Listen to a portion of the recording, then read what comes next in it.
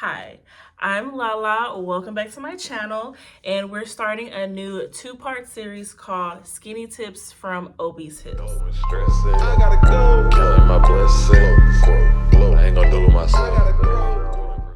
This video is inspired from me recently watching some videos from some people. I don't know if I should say their names. Maybe I should say the names. It doesn't really matter.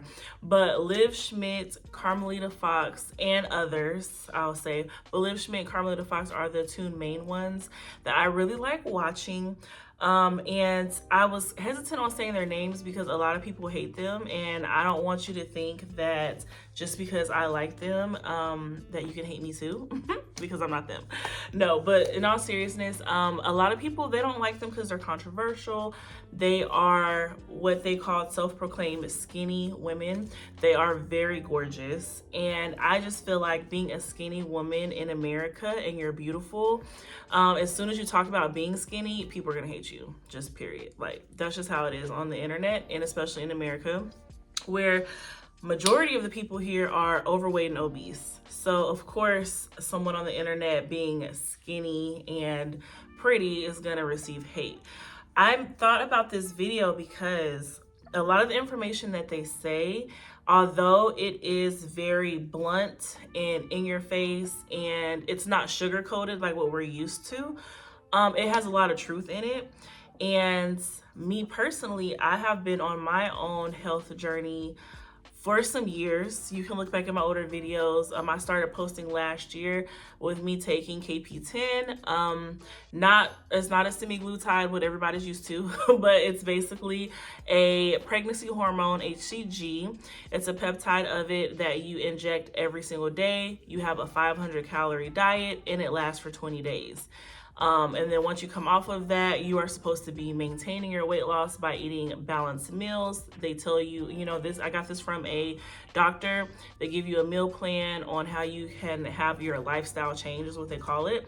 I'm using quotes because they really call it lifestyle change, but it really should have been a lifestyle change. For me, I ended up gaining my weight back, as you can clearly see. Hence me being the obese hips, okay? But I gained my weight back. I have a whole video talking about why I gained the weight back. And I mean, you don't really have to listen to that. Basically, it was just stress, grief, and just going back into old habits, pretty much. So anyway, I wanted to make this video because a lot of the things that they said is true. And I feel like because it's being delivered, like Liv specifically said, if I wasn't a skinny girl, then people wouldn't be upset with what I'm saying. And I was like, you know what, that's actually very true. So I was like, let me come over here, let me say it in a different manner, because how she says is very matter of fact. I mean, I'm a very blunt person. I think that's why I like her. I hate when people sugarcoat stuff.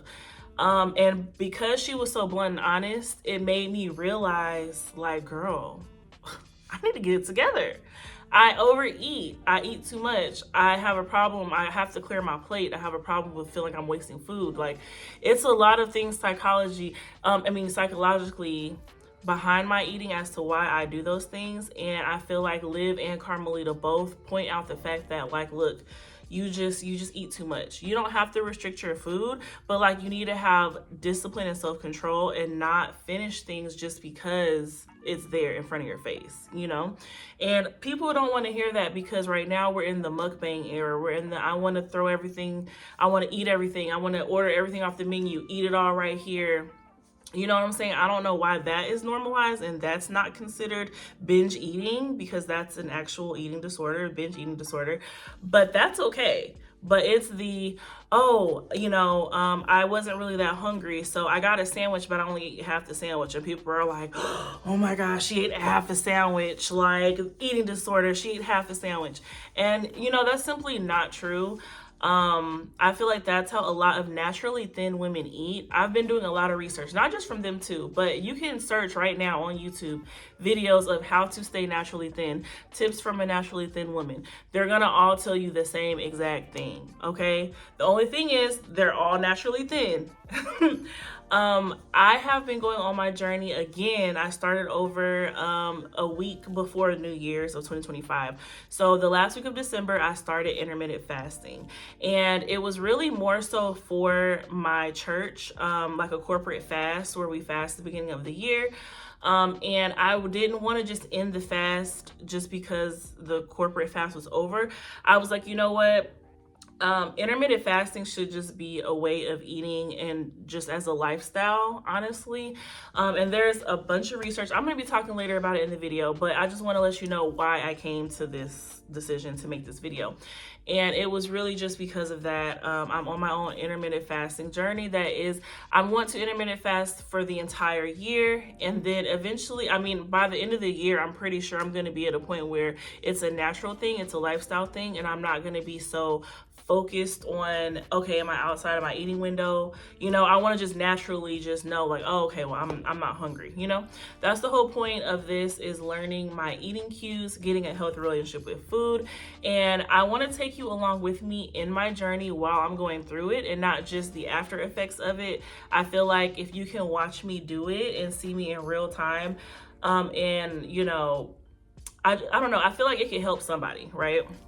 Even if it's just one person. I know a lot of people say that and it kind of sounds cliche, like I just want to help one person, but like for real though, if as long as I can help one person realize that, hey, you're not the problem, it's nothing wrong with you, you just have to change your habits, you know, like literally just stop overeating.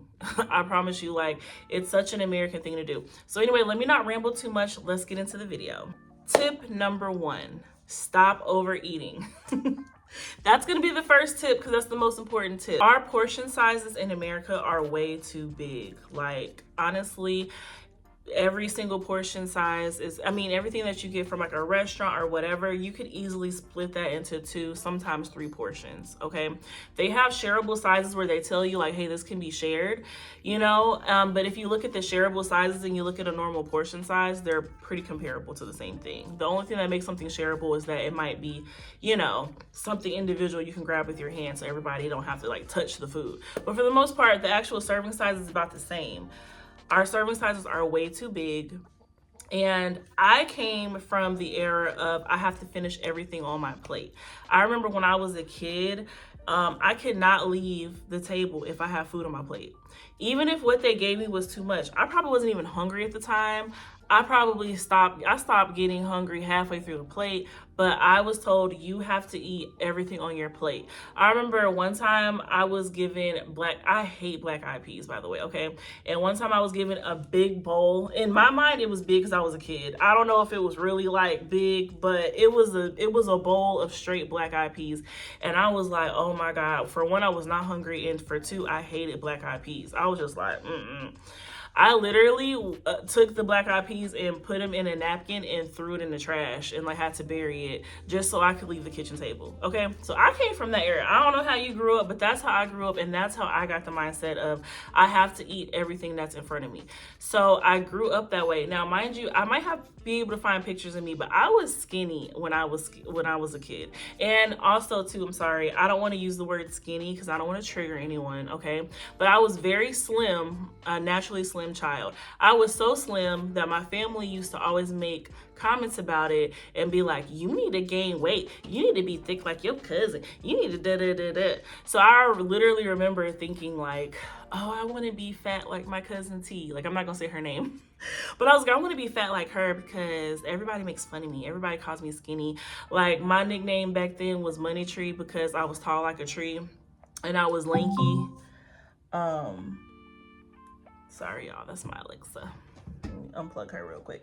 Yeah, everybody used to call me, you know, thin like a tree. But anyway, I developed the complex to overeat everything. But I just want to drive home the point of that our portion sizes are way too big. So you do not have to finish everything on your plate, okay? I've heard this from somebody else. It's really good if you do go to a restaurant and you order a full-size thing and you don't share it, because Liv says she shares with her friends, she shares with her boyfriend. She believes sharing is caring. If you don't want to share, you know, then get a to-go box. When you order your food, have them give you a to-go box. Go ahead and put half the food up first, or, you know, leave what you think you can eat on the plate first. Put the to-go box and put the to-go box like on the bench. Like that's my tip, okay? Put that on the bench and like don't leave it on the table next to your food, because after you eat your food, other people could still be eating and it's very easy for you to like open it and kind of pick off of it. Like, no, put it on the bench. Don't even think about it. Put your bag on top and eat slowly, okay? That'll stop you from overeating. You need to eat your food slow, and you need to, you know, taste and enjoy your food. Also too, if you don't want to take it home, don't take it home. Me right now, I think I'm gonna be in the era of not taking my food home, because I will take a to-go box out of the restaurant. We will get in the car and I will eat on it on the way home. Okay, so I'm not even taking my food to go. It is okay to not finish your food, and it is not wasting your food. If you pay for it, you ate what you needed to eat, and you're done eating, it's fine. Like, they're gonna throw out whatever food they don't sell. They're gonna throw it out anyway. So don't feel like you're saving the planet by finishing those little 10 extra bites on your plate when you're not hungry anymore. Tip number 2, stop labeling food. Stop labeling food as good or bad. Food is food, okay? All food is good. Food is there. I mean, you can't live without eating food, right? I think we get in our heads about, okay, this is good food, this is bad food. I mean, there is food that is good for you, and there's food that does nothing for you, okay? So there is that, but I don't want you to have in your brain of the distinction of like, okay, salads are good, pizza is bad, or whatever the case may be, because now that's putting a label on the food. I feel like that's easy for you to get complexes about food, or start to get disordered eating. I feel like you should be able to eat all foods, all food groups. There should be no food group that's off limits unless it's a dietary restriction for your health, you know, like gluten-free, dairy-free, whatever. But I feel like for the most part, you know, if you don't want to eat carbs that day, then just don't eat carbs or whatever. But don't say, oh, I don't want to eat that because it's bad. You know, that is putting a stigma on the food, and that's going to help train your brain into thinking, okay, I don't want to eat bad food, so I'm not going to eat this food, or I only want to eat good foods and these are good. Like, no, don't do that, sweetie, because you're just going to make life miserable for yourself, okay? Also, get rid of cheat meals, okay? Let's just stop using the word cheat meals, cheat day. You know, I really don't like those words, because at the end of the day, the problem why you're overweight and the problem why you can't lose the weight is because you diet, okay? Just keep in mind, when I say the word you're dieting, I'm not saying as in like, you know, I have a healthy diet. I mean, like, you're dieting like a temporary way of eating just to lose weight. That is what I consider a diet. So you're dieting because you're doing something temporary that you don't plan on doing forever, okay?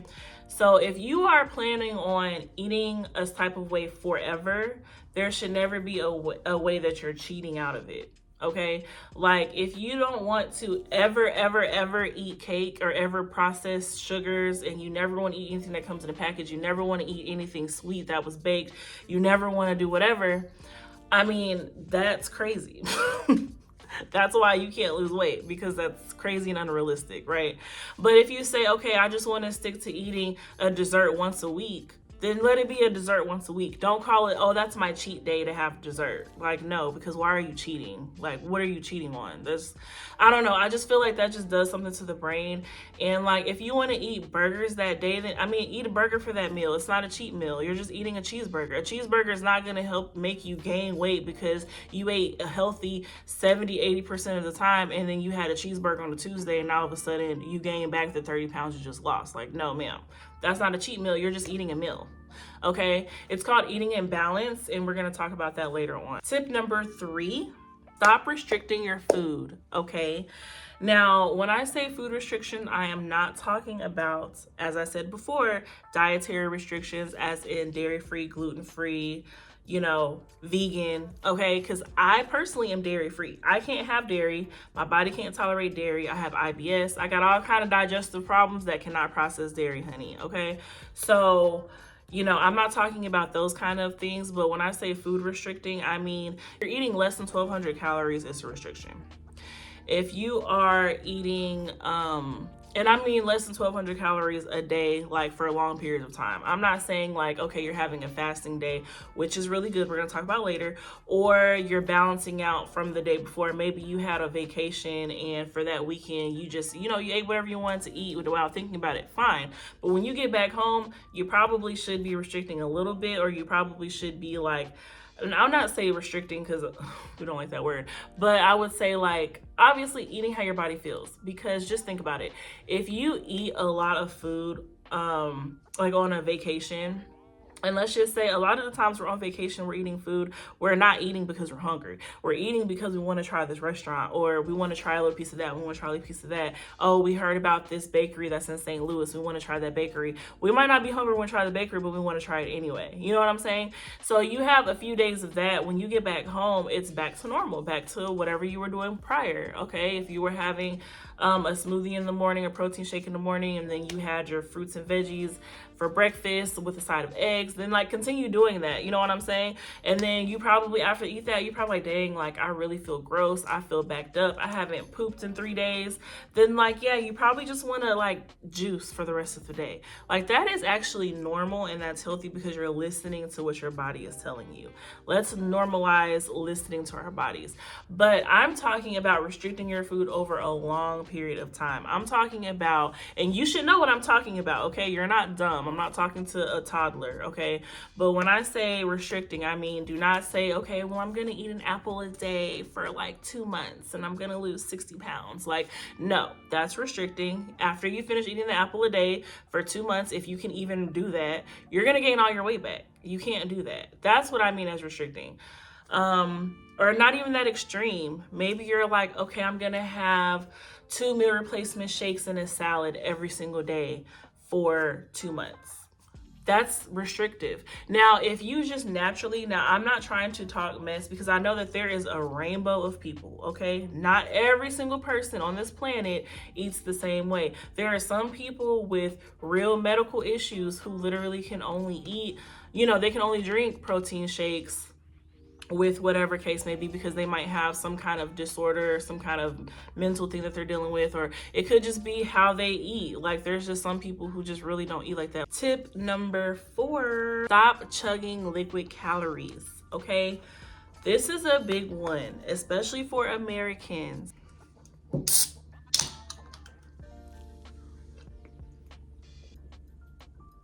I feel like this is simple, but for some people it's hard because there are people who are addicted to soda. There's people who drink Diet Coke, and there's people who drink a Dr. Pepper, like a whole like 2-liter thing every single day. I know it. I personally have seen it, okay? So I get that that could be something that's hard, but that's what's causing you to have a lot of problems. Not just about being overweight, but bladder infections, okay? I know somebody who drank soda every single day. She hated drinking water. She drank soda every single day till she had a bladder infection. The doctor was like, you cannot drink soda. This is messing up your bladder. Your bladder. So it's not just about weight loss and all that stuff. It's about overall health, okay? And let's remember that. Let's remember all of these things I'm talking about is for health. We're not talking about for weight loss. Weight loss will come as a result of being healthy, okay? And it's not healthy to drink sodas all day, every day. It's not healthy to drink juices every day, all day, every day. Now, let's distinguish juices. Now, there's cold pressed juice. There's juice that you get naturally from like an apple or a celery, and you run it through your cold press juicer. Emphasis on cold press, okay? Your cold press juicer, you're squeezing the juice out of it and then you're drinking it. Then there is the other juice that you get from the store that's already bottled, okay? And it could be from concentrate, it could be from not from concentrate. Ooh, sorry. It could be 3% juice, or it could say this juice contains no juice, because let's be real, a lot of these juices only contain 2% juice, 5% juice, or they're made from concentrate. They've added a bunch of sugar, they've added a bunch of water, they've added a bunch of other kind of crazy stuff to it. So it's not just apple juice, but it does have apple juice in it. You know what I'm saying? Technically. Like, no ma'am. So if you want to have cold pressed juice, fine. Especially if you make it yourself, bonus, okay? If you want to buy it from a juicery, great. I buy juices from a juicery, love it. Now the sodas, the fruit juices, milkshakes, okay, that is a liquid, but do not overconsume that. All right. Now, I'm not saying that you have to never have these things, but what I'm saying is that you have to have them in moderation. If you want to have you really love Dr. Pepper, you really love Coke, and you want to have it once a week, great.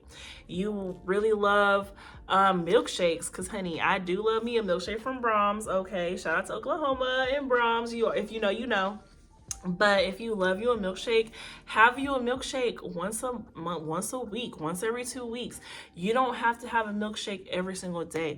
You don't have to go to Brahms and get you a cheeseburger with fries, and then they say, do you want a milkshake or a soda? And you say a milkshake because you need something sweet after you eat. You know what I'm saying? You don't need a milkshake after every single meal you eat. You don't need some ice cream, because technically that ice cream is liquid. It melts in your mouth and it goes down as a liquid. Technically that's a liquid, but no, you can't be eating ice cream all day, every day. Again, in moderation. So I think that's the thing, that those liquid calories are screwing you over, sis, and like, you need to let it go. What is good to have is protein shakes. Great. I feel like protein shakes are really good for in the morning, because, and like me, of course, I have a dairy-free protein shake that I really like, but like, it's really good in the morning to have protein in the morning to help sustain you and not feel like super hungry throughout the day. And there's a lot of people that have like VSG, what are those, like bariatric surgeries and stuff like that, where they have to have a protein shake. So like, their lives depend on having a protein shake. But yeah, I feel like just as a normal person with no surgeries or anything like that, it's really good to have a protein shake in the morning, or for lunchtime. I mean, hell, you can have it for dinner too, but I'm just saying, like, having a protein shake is actually really good. That's a good source of calories, especially if the protein shake, you know, check the ingredients always. But if the protein shake is made from really healthy sources, okay, I'm talking about go to Sprouts, go to Whole Foods, get you some shakes from there. I know a lot of people drink those, girl, I don't even know the brand, honey, because I can't drink it because it's not dairy free. But they get those from the store. It's like a 20-pack, whatever. Get those, like, but yeah, protein shakes are fine. Within moderation too. I mean, you probably want to have one, maybe two a day if you have to have two, you know, for your health or whatever. But like, one protein shake a day is fine. You don't want 5 because then you're doing too much. Cold pressed juices. So, you know, have you a protein shake, have a cold pressed juice. And then outside of that, healthy smoothies. So if you want to get you a smoothie, which is basically kind of like a juice, a cold pressed juice, except you're putting it in the blender. So now you're blending up your fruits and vegetables. You might add a little water to it. You might add a little oat milk. You're putting ice in it. You know, you might put a scoop of protein powder in it. Like, that's really good for you as well. Sparkling water, if you feel like you gotta have something besides water. Notice I'm saying water for last, even though water should be number 1, okay? But I'm giving you alternatives to the sodas and the milkshakes. But sparkling water, Waterloo's, LaCroix, okay? Really great. I don't know, it's very simple. I'm not gonna lie, my husband is what got us on sparkling waters. He loves sparkling waters. Me personally, I really didn't love it, but because we did 75 hard last year, no sodas was part of our, like, we had made our own rules for 75 hard, and no sodas was part of the rule. So I kind of had to drink sparkling water, and I didn't really like it until recently. Now I love it. Now I'm just like sparkling water girly. I'll actually take 100% juice, you know, nothing. I'm gonna show y'all at the end of this video, I'll show y'all the different things that I have, okay? But I will mix it with my sparkling water because I don't want to just drink straight juice. So I'll mix it with sparkling water just to give my sparkling water extra flavor to it, you know? But yeah, like, it doesn't have to be complicated. Then you can drink regular water, like I said. I'm not really big into adding things in my water except for lime juice, lemon juice, things like that. Maybe put some cucumbers in it, make it cute, you know, make it aesthetic, put some strawberry slices. You know, you can add things to your water to make it fun, make it cute. But like as far as adding artificial flavoring in it, I'm not really big on, because I don't feel like that's healthy, even though it is 0 calories. So hey, you do you, boo. But me personally, I feel like if I'm gonna do something, I'm gonna do it for my health. Again, we're not doing this for calories, we're doing this for health. Okay. Number 5, volume eating should be used as a temporary tool. So you guys, I'm gonna define volume eating. You'll hear people say volume eating when they say, okay, like eat a lot more veggies because they're lower calorie and you can eat more of it and you can feel full faster, which is true. Okay, so when you eat your plate, I heard a really good thing that people do is they'll do like quarter of a plate protein, quarter of a plate carbs, and half of the plate is veggies. That's considered volume eating because you're having a larger volume of the veggies that are lower calories and you still get full. So that is a really good volume eating tip that you should do all the time. What I'm saying volume eating that you should only use as a tool is the volume eating where you can eat basically unlimited amounts of something that's low calorie. So like say like celery. Okay, I love celery, but I don't feel like you should overeat celery and just eat it all day, or just celery. Because for one, raw celery gives you really bad gas and bloating. So then at the end of the day, you're gonna be like, dang, why am I so gassy and bloated? It's because you had hella celery, babe.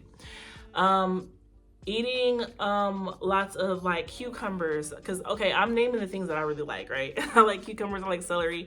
But eating a lot of cabbage, like just overeating a lot of things in a day is not good, because overeating as a whole is not good. It's not good to stretch your stomach out. It's not good to feel overly full and stuffed. That's the kind of volume eating I'm talking about that you should not be doing long term. You should only do it as a tool. I feel like it's only appropriate to do those things is if you're trying to switch from eating a bunch of junk, eating a bunch of, like me, I used to overeat on pizza, I used to overeat on cheeseburgers. I used to like to feel as full, as stuffed as possible so I could go to sleep because I was depressed and I didn't want to deal with life. So I ate for the temporary dopamine effect and then I fell asleep so I didn't have to deal with the after effects, okay? So that's not healthy.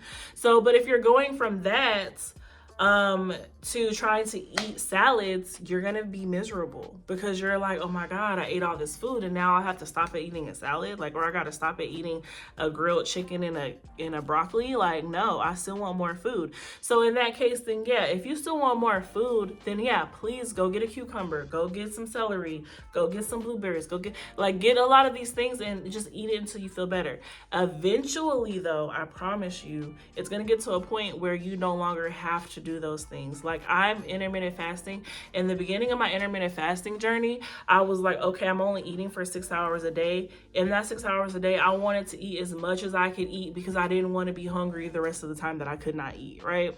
I was like, oh man, okay, I gotta eat this. Even though I'm not hungry, now I'm about to eat this. Okay, now let me make some eggs real quick. Okay, wait, ooh, I really want some sweet potatoes. Let me make some sweet potatoes. Okay, wait, let me do this. And I'm eating healthy, but I'm eating a bunch of foods back to back to back. I'm not even hungry, okay? I've been full, but I know that, okay, it's 1 o'clock. I stop eating at 3 or I stop eating at 5. What's gonna happen at 9 p.m. when I'm hungry and I don't wanna sit with the hunger?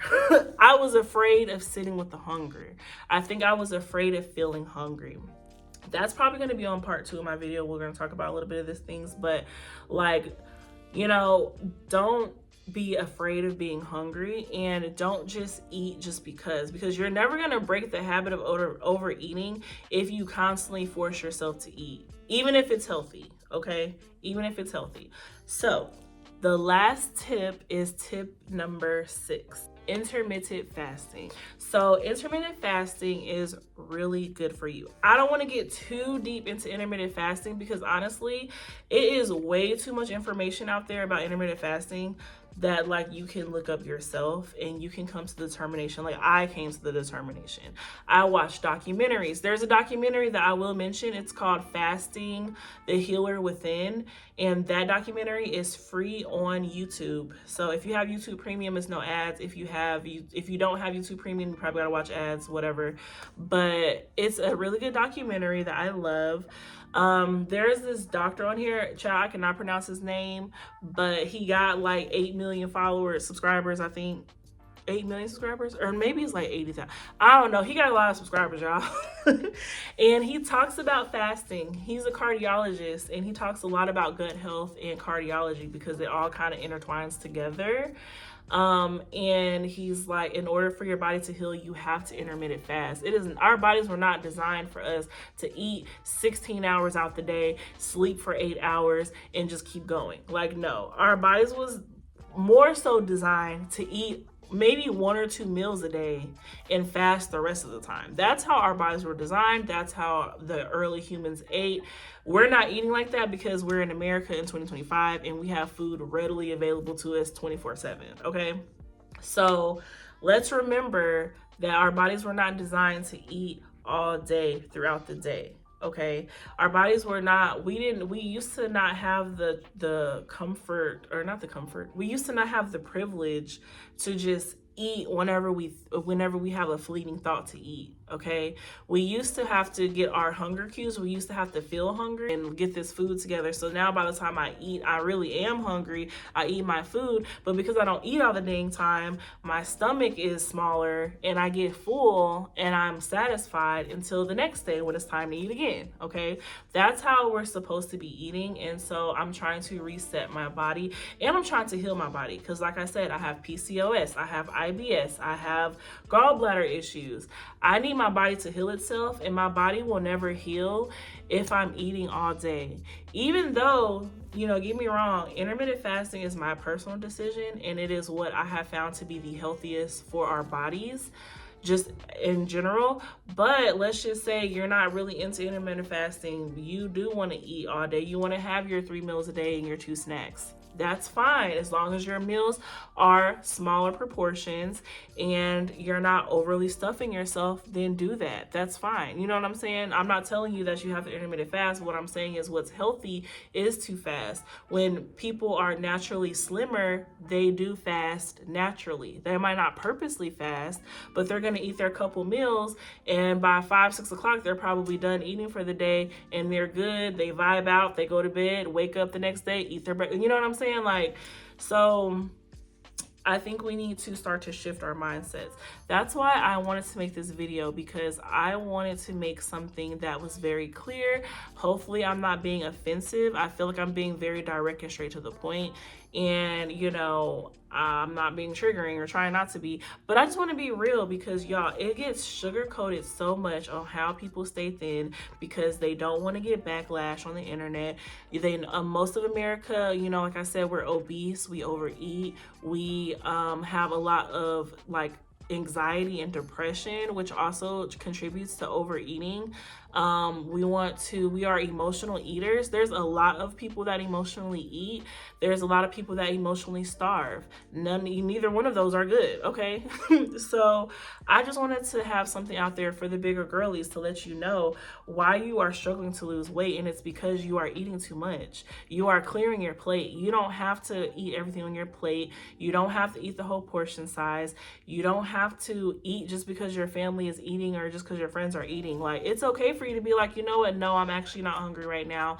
Let me just get some water. Like, it's okay for you to do that. It's okay to awkwardly sit at a table, or if you don't want to awkwardly sit at a table, order like an appetizer or a salad and just kind of pick at it and bring it to go. If you really care about how you look in front of people, you know what I'm saying? But you don't have to just eat a whole burger and a pizza and a cheeseburger just because everybody's like, oh my God, it's so good, you got to try it. And you're like, oh my God, okay, I'm going to go try it. Because you don't have no self-control. You don't have no self-control. And it's okay. For the first step is admitting that you don't have self-control. The second thing is admitting you don't have discipline. The second thing is admitting that you overeat. Once you can admit these things and not be so offended by the fact that you do those things, then you can start to overcome it. And then you can take your health, you can take control of your health.